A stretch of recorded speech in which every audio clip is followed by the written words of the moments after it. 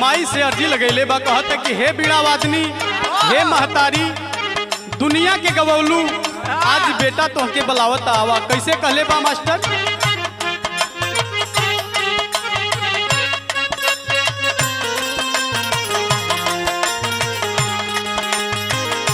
बीड़ावा बजावया के मैया हमार हो, बीड़ावा बजावया के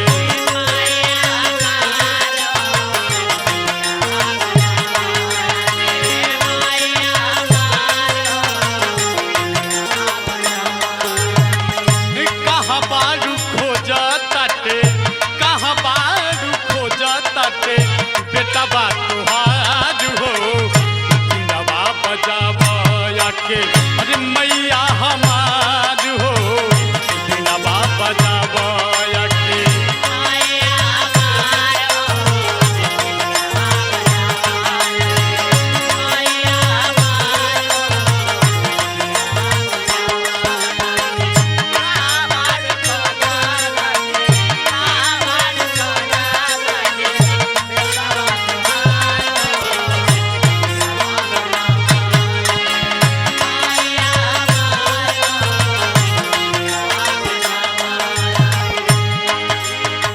भक्त माई से कहले बा, अरे तो ही हबू सुनाए माई जग के पालनहार हो, लाज बच्चा लया के बेटा पड़ल बा मजेदार हो।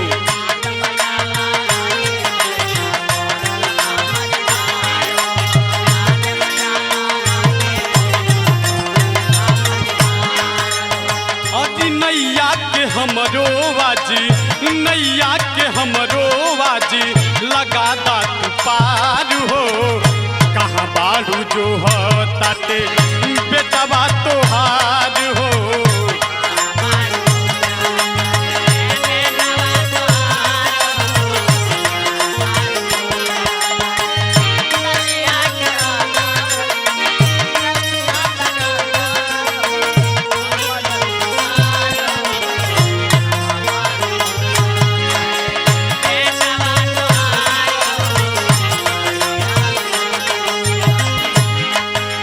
बेटा कहे माई से, अरे तुहरे भरोसे सुनाए माई नैया बा हमार हो, ना अइबू तो कैसे गाई बेटा बा माई तोहार हो।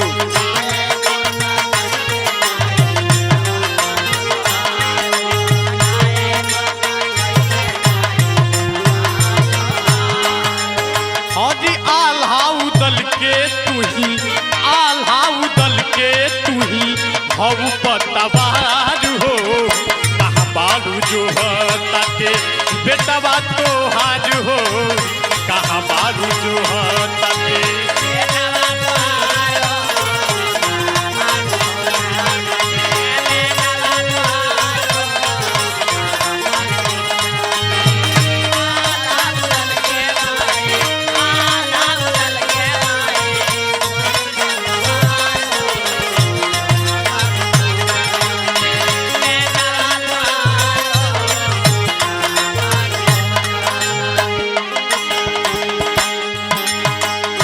कहे बेटा, पत्तू छै बर के माई ज्ञान तू ही सिखलवलू हो, परसिद्धन गुड्डू के माई कलम तू ही थमवलू हो।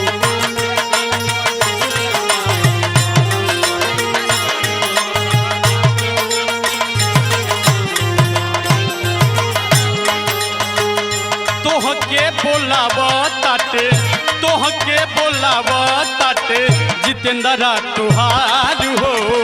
कहाँ बालू जो हो ताटे बेटवा तुहार हो, कहाँ बालू जो हो ताटे।